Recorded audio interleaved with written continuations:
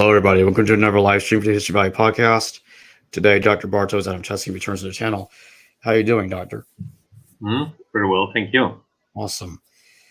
Okay, today we're going to be talking about the book, one of his books, The Gospel of the Narrative We, the hypertextual relationship of the fourth gospel to the Acts of the Apostles.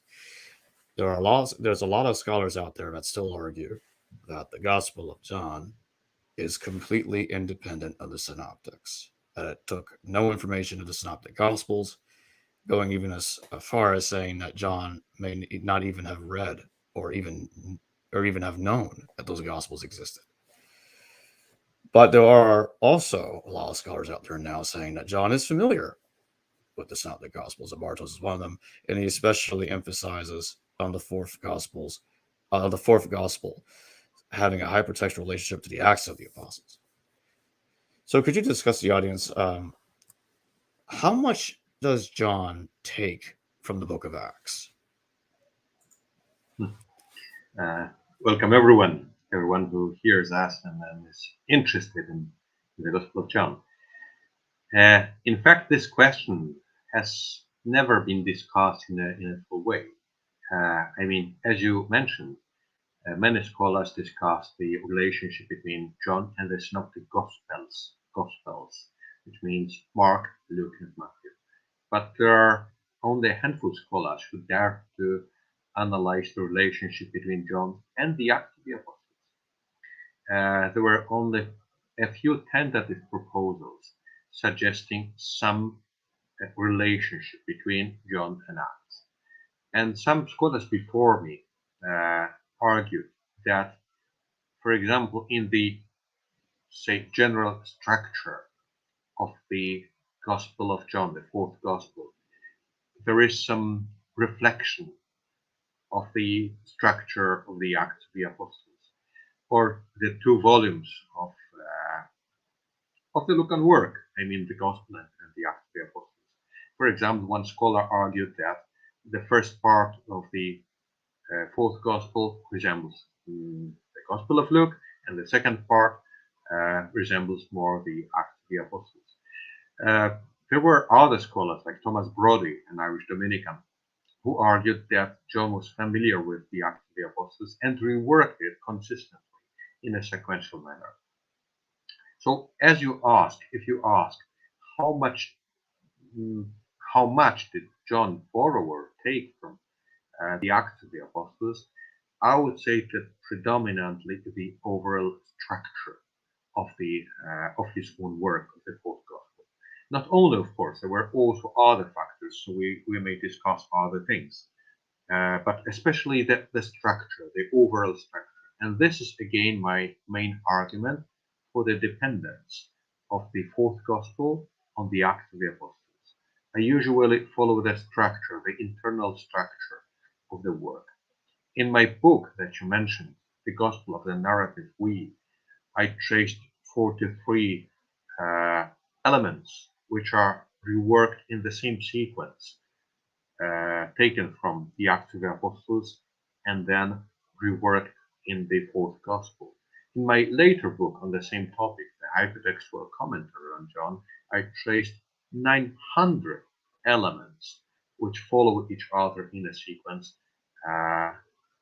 and they prove that the structure of the fourth Gospel was borrowed from the Acts of the Apostles. So it's the first element. We may discuss other things, of course, but that the first element is structure. Let's just list other things which can also be interesting to our viewers or our hearers who now listen to us, who watch us. Some thematic similarities. For example, the presence of the prologue, which is distinctive of these both works.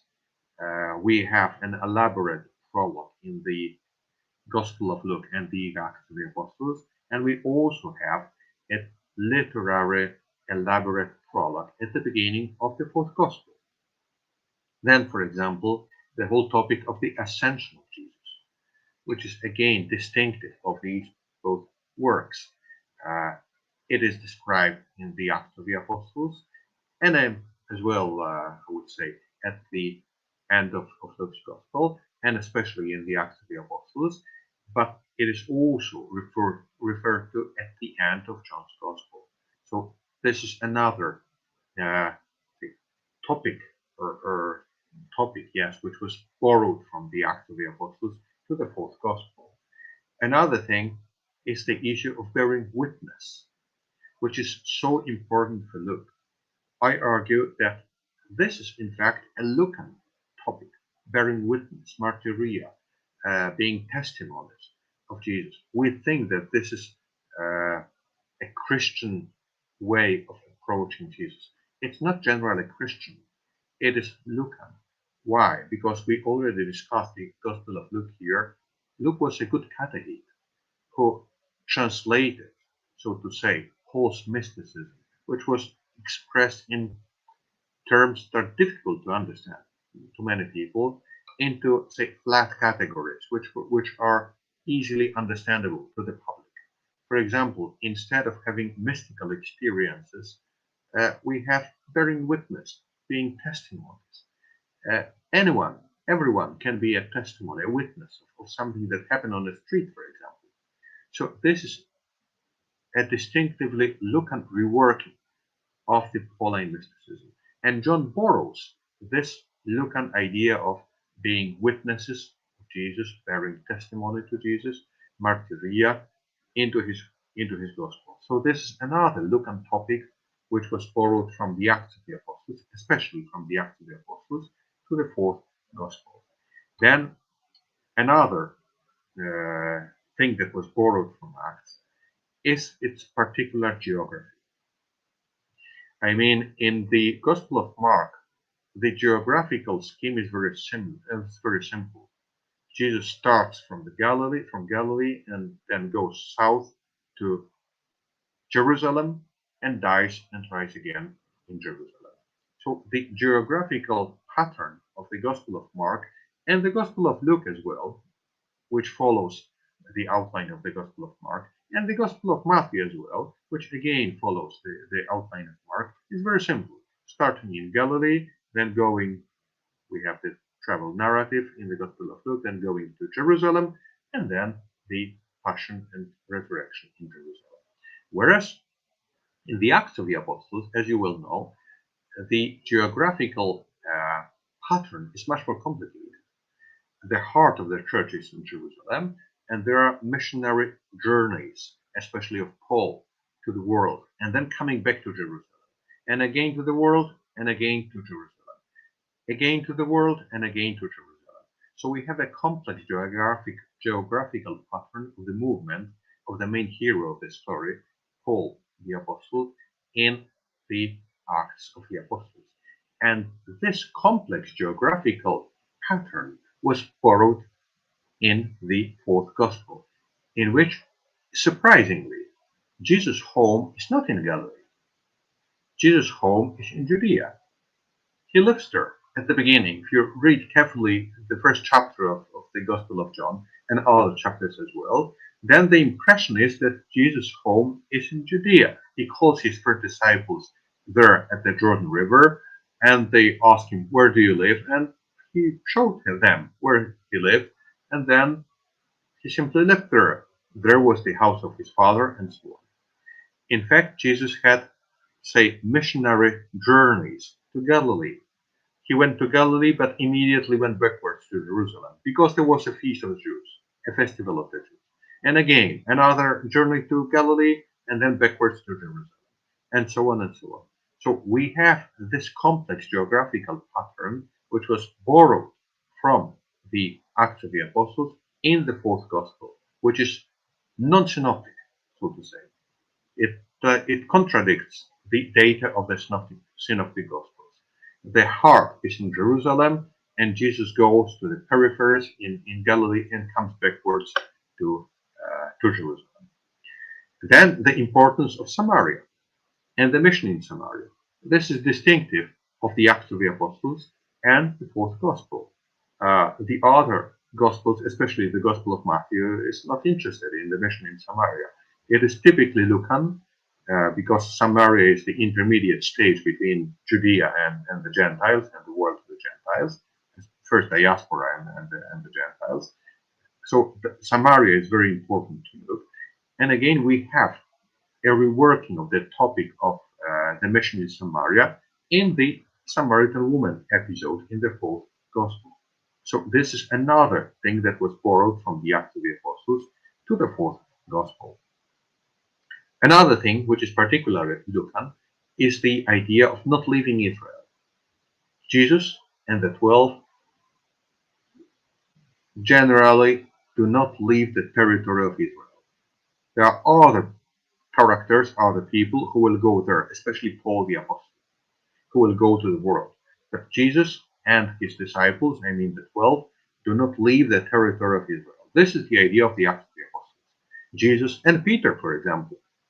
Peter is in the territory of Israel. We know from the letter to the Galatians that he went to Antioch, but Luke omits this piece of information. He simply says that he went elsewhere. He does not want to say that Peter went to Antioch. It is the task of Paul and Barnabas to go to Antioch, not of Peter. Peter, with Jesus, should stay in the territory of Israel. And the same idea is taken over into the fourth gospel, in which Jesus and the 12 do not leave the territory of Israel. We have the farewell discourse, in which Jesus projects, so to say, the mission to the Gentiles, the world, in the future. He imagines, he foretells this mission to the Gentiles, but he remains in Jerusalem with the 12. They do not go there. It's only a prediction concerning the future, that the disciples will go there, and so on and so on. Another thing that is particularly Lucan in the Acts of the Apostles and also in the fourth gospel is the high dignity of the characters. Again, it's typically Lucan, that Luke wanted to move up, so to say, his characters on the social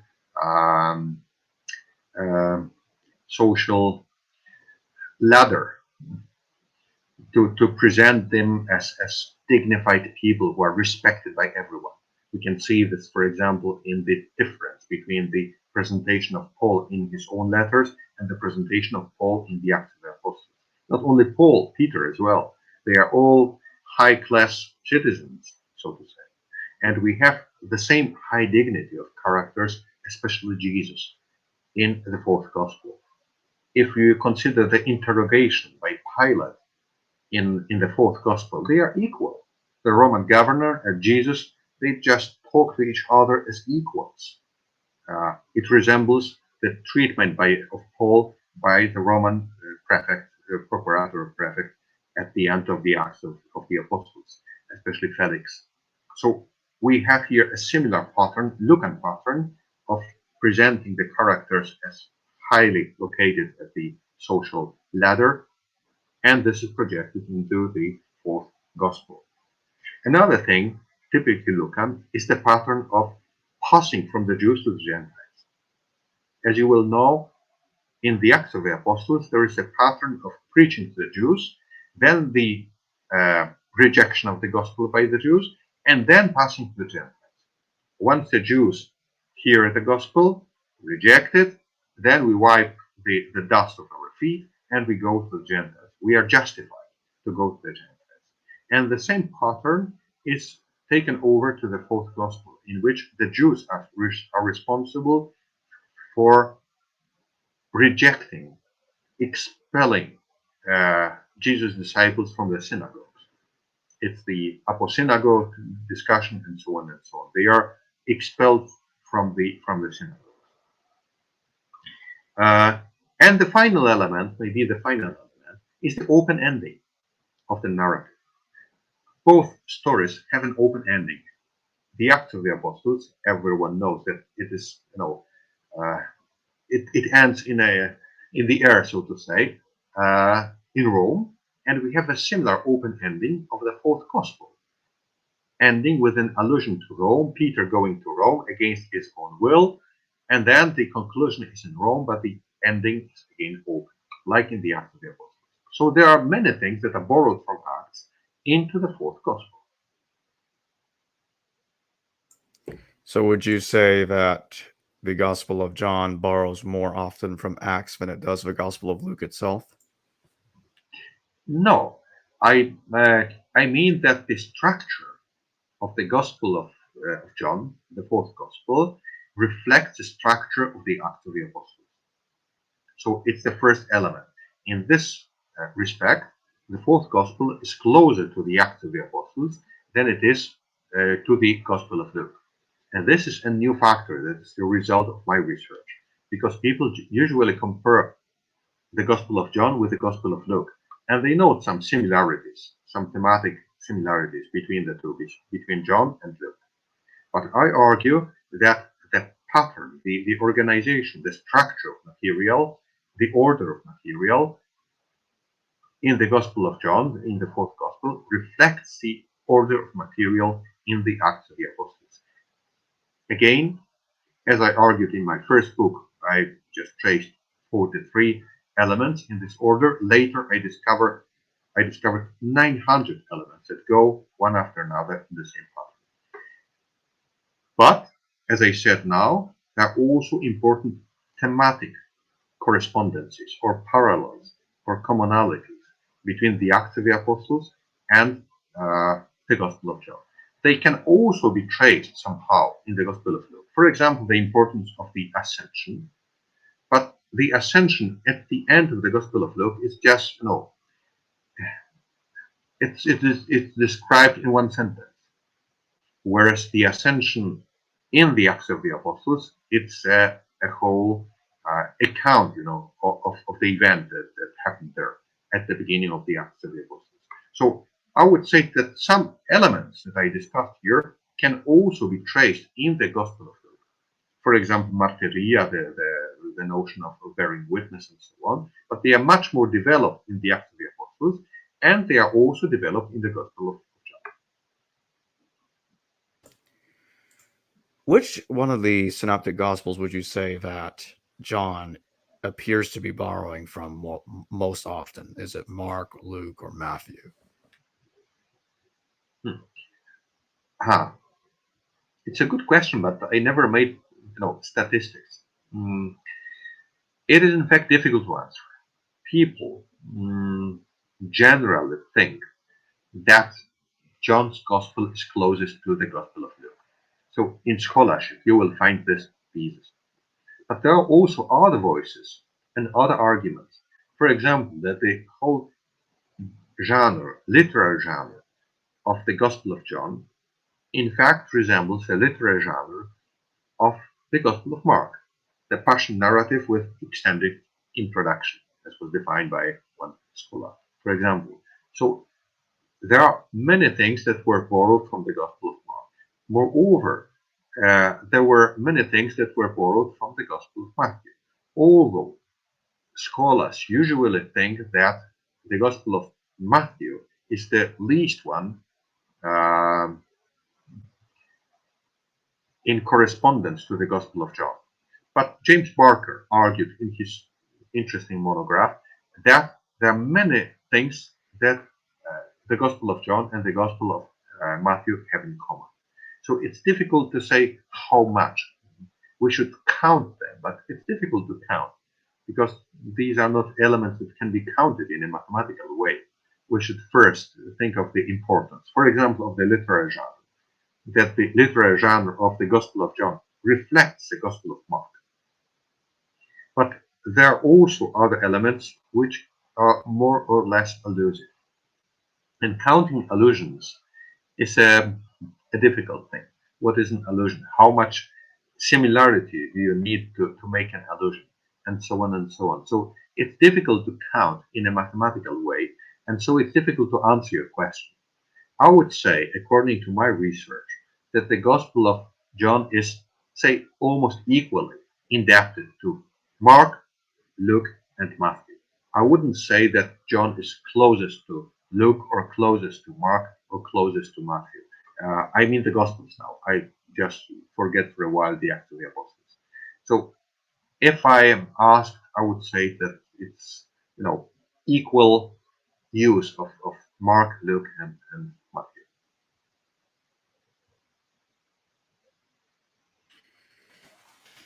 Why do you think that the author of John wanted to follow the sequence in Acts? What was the author trying to do? What was the point? Mhm. We already discussed here in History Valley in this channel the issue of the dependence of the Gospel of Matthew on the Acts of the Apostles. So I think that the procedure here is similar. That the author of the fourth Gospel simply followed the phenomenon or the procedure that was earlier applied in the Gospel of Matthew. So if you remember my thesis that the Gospel of Matthew is a reworking of the Acts of the Apostles, then the Gospel of John is another reworking of the Acts of the Apostles. So we have two works here that go hand in hand, so to say. They originate approximately from the same time, and they present two different approaches to the history of Jesus, to Jesus' life.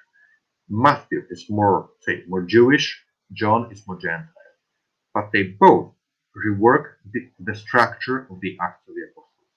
So John is not unique in this phenomenon. John follows the Gospel of Matthew. So if you ask why, we should first ask you Matthew, why did he rework the contents of the Acts of the Apostles? And then we have John as a second endeavor, so to say, in doing the same, reworking the order of topics or motifs or words, sentences from the Acts of the Apostles. So we have two works that go hand in hand, in parallel, I would say. Although John is later than Matthew, but they are more or less, um, you know, they constitute a pair in the New Testament canon. Interestingly, we have more such pairs. For example, if you consider Ephesians and Colossians, two works, two letters that are closely related to each other, they have many things in common. Also, one of them is more Jewish, Ephesians, and one of them is more Gentile, Colossians. And they constitute another pair in the canon of the New Testament. So the same things viewed from two different points of view, one more Jewish, one more Gentile. The same phenomenon can be traced in the so-called pastoral letters or epistles. The letters to Timothy are more Jewish. Timothy is presented as a Jew here, and Titus is presented as a Gentile. And again, this is another pair of letters or set of writings, Titus and Timothy and Titus. So we have here a similar phenomenon with Matthew and John. Both these Gospels rework the Acts of the Apostles, one in a way which is more Jewish, or more distinctively Jewish, and one in a way that is more distinctively Gentile. What do you think about the idea that the Gospel of John was written in stages? Some scholars think it's a compositional work. What do you think about that? Mhm. Maybe before I answer your question, maybe it's good to trace the whole history of research on the fourth gospel because it's interesting, and then you will have an answer to your question, I think, answered in a better way. So if we start with the analysis of the Gospel of John, of the fourth Gospel, we should go back to the Church Fathers. Irenaeus, at the end of the 2nd century, considered all four Gospels as in fact one Gospel, tetramorphon to Evangelion, one fourfold Gospel. But later, in the middle of the 3rd century, Clement of Alexandria divided, so to say, the Gospels into two groups. One somatica, the bodily Gospels, and one spiritual Gospel, that is the Gospel of John, pneumatikon evangelium. So we have two different approaches already at the time of the Church Fathers, the end of the 2nd and the middle of the 3rd century. So there is, I would say, the tension in the interpretation of this gospel. Is it similar to other gospels or not? Is it combined or linked with the other gospels, I mean the synoptic gospels, or not? Irenaeus, around 200, would say, yes, the Gospel of John is like the three other gospels. Clement of Alexandria around 250 would say, no, John is unlike the Synoptic Gospels. The Synoptics are bodily, they simply tell the story of Jesus, and the Gospel of John is a spiritual gospel. And so we had, say, for 18th centuries, such a view of the fourth Gospel, that this is an apostolic writing, that it is somehow related to the other Gospels, but on the other hand, it was spiritual. So it was higher, better, so to say, than the other three Gospels. But then in the 19th century and at the beginning of the 20th century, scholars generally tended to interpret the Gospel of John as being dependent on the Synoptics.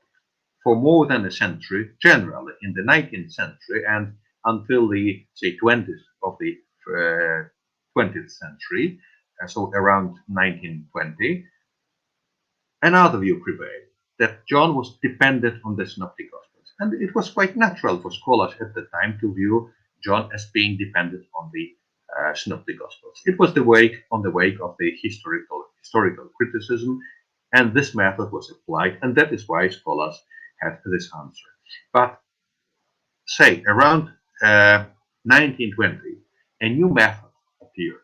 It was the so-called Formgeschichte, form criticism, which analyzed the Gospels, and not only the Gospels, also the Pentateuch, for example, in the Old Testament, as a set of originally independent small units, stories, sayings, accounts, and so on and so on.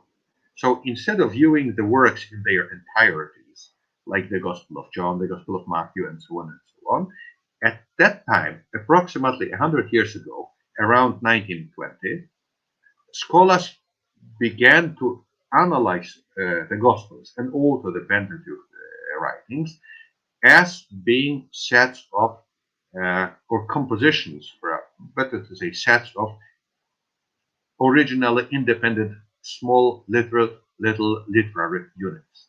So scholars at that time generally thought that John was dependent on some non-synoptic traditions because they wanted to trace some units. For example, Rudolf Bultmann around 1940 wrote that John was dependent on traditions that were similar to the Gnostic tradition, and there were sources like the Semeia source, the sign source, and so on and so on. People wanted to trace some history behind the present text of the Gospel. It was the method that was used. So the answer to your question lies in the method of analysis that was applied at the time, from, say, the 1920s, say, until the 70s of the 20th century. The method used, the form critical method, encouraged scholars to view to suppose that there was some prehistory, some sources, some traditions, behind the text that we have today. But then, at the end of the 20th century, they approached it, as espoused by me as well, the hypertextual approach, namely that the Gospel of John is again dependent on the Synoptic Gospels, but in a creative way. It is not just borrowing; it's creative reworking of the material that can be found in the Synoptic Gospels. This view, this approach, now gains its importance in scholarship on the Gospel of John. So the question that you asked is related to the method that you use. Again, as I said, at the beginning we simply had the belief in the tradition that it was an apostolic gospel, somehow higher than the Synoptic Gospels. Then, with the use of the form critical method, the tracing of the prehistory of the Gospels was very scholarly, very trendy. Then came the hypertextual method or intertextual method of viewing the Gospel of John in a creative literary relationship to the Synoptic Gospels. So you don't really think that it was multi-compositional, or did I misunderstand? I don't think so. Generally, in my research, I show that the texts that we have in the manuscripts were composed as we have them today. This is a result of my research. So I don't believe in the theory of sources, fragments, and so on and so on. Again, I say this was popular, especially. Uh, what was the origin of such a view? It was the Romantic view of the history of literature. At the beginning of the 19th century, with Herder and other philosophers, instead of having relationship with classical literature, the Romantic view prevailed. What does it mean? That instead of having high literature, high level literature, scholars went to folks, to common folks, to common people, to villages, and listened to oral stories. And they imagined that the biblical works were written in the same way, that they were oral stories preserved, by tradition, and that these oral stories were later incorporated one with after another into the works that we have today. But I think that the works that we have in the Bible, both in the Old and the New Testament, were composed as we have today. It does. I do not mean. I don't want to say that there were no traditions before them or behind them. Of course, there were some traditions, but they were not used in a mechanical way, as A plus B plus C plus D, and so on, and then composing a gospel as a puzzle, a patchwork of some isolated earlier elements. So I think that this approach is wrong. It was applied to the Gospels as the form criticism at the beginning of the 20th century, to the Pentateuch in the Old Testament as well. But I think that this approach is really wrong, because the Gospels and generally the biblical writings were not composed as sets of originally independent units. They were composed from the beginning to the end. And as I argue, the Gospel of John, the fourth Gospel, from the beginning to the end, is a reworking of the Acts of the Apostles, from its beginning to the end. What is at the beginning of the Acts of the Apostles? Is Logos. Ton and proton logon epoiesamen kratis the Theophila. The first Logos I wrote, I made kratis the Theophila, my best, say, Theophilus, and so on. Ton and proton logon, Logos. And we have the same reference to Logos and Hologos. At the beginning was Logos, and so on in the Gospel of John. So we have the same idea at the beginning, and we have the same idea at the end. What is interesting, that my research shows that the famous chapter 21, the last chapter of John, is an integral part of the fourth Gospel. Many scholars believe and argue that it is a later addition because it is so strange.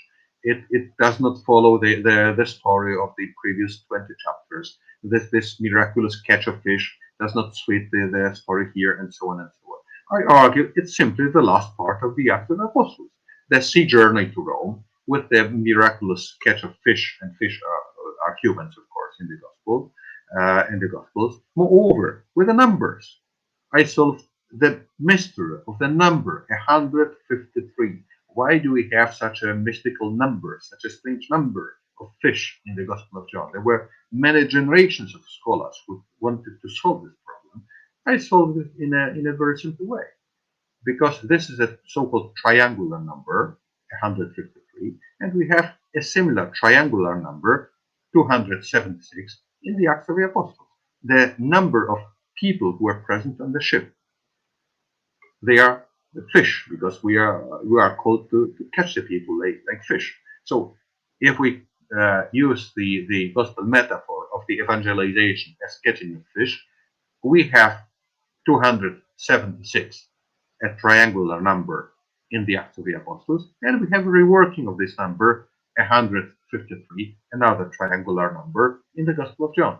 So my approach is not just a vague idea. It solves so many exegetical problems that have not been solved for centuries, like the problem, for example, of the miraculous catch of fish and the number 153. Why such a strange non-symbolic number, and so on and so on? And why do we have such a strange story at the end of the fourth Gospel, with the sea, with the fishermen, with the catching of fish, with the fire on the shore, and so on and so on? All these elements can be found in the last two chapters of the Acts of the Apostles.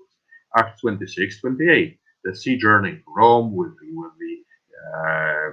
the storm there, and the swimming to the shore, and the fire when they warmed, and so on and so on. So all these elements can be found at the end of the Act story, and also at the end of the story of John. Final question: do you think that the author of the Gospel of John thought that Jesus is God? Some scholars say yes, some scholars say no. What's your position on that? I think that he thought so. And I think that here we have another element of this comparison. I compared the Gospel of John to the Gospel of Matthew. And I said that they go hand in hand, so to say, like Timothy and Titus, like Ephesians and Colossians. The same question can be put. This is a topic for another discussion here, maybe on this channel, History Valley, that the same phenomenon can be traced in the so-called pastoral letters. That Timothy refers to Jesus as a mediator between God and humans, the man Jesus Christ. Because Timothy is presented as more Jewish. So for him, as a strict monotheist, it's difficult to imagine Jesus as God. So in the letters to Timothy, Jesus is generally presented as a mediator between God and humans, the man Jesus Christ. Whereas in the letter to Titus, we have a reference to Jesus as God. Why? Because for the Gentile audience, and Titus represents the Roman Gentile audience, it was much easier to imagine Jesus as God. Why? Because, for example, every Caesar was somehow divine, Divus Augustus. So for the Gentiles, paradoxically, it was easier to imagine to imagine Jesus as God. For the Jews, it was very difficult. For the Greeks and the Romans, it was much easier. We have this, for example, at the end of the Gospel of Mark, that the Roman centurion professes the faith in Jesus as the Son of God, although he professes it in a Roman way, Theohios, just divi filius, so to say, saying in Latin. So we have the same phenomenon in the pastoral letters. Therefore, for Timothy, it was very difficult to profess Jesus as God, whereas for Titus, it was much easier to profess faith in Jesus as God. So I think that in the two Gospels that rework the Acts of the Apostles, Matthew and John, we have a similar phenomenon. Matthew is more Jewish, John is more Gentile, and for this reason, it was much easier for John to present Jesus as God. Why? Because the audience was much more Gentile than was the audience of the Gospel of Matthew. So I think, yes, John wanted to present Jesus as God, and there are several texts in the Gospel of John that refer to Jesus as God. Monogenes theos, for example, in chapter 1, the only begotten God, and so on and so on.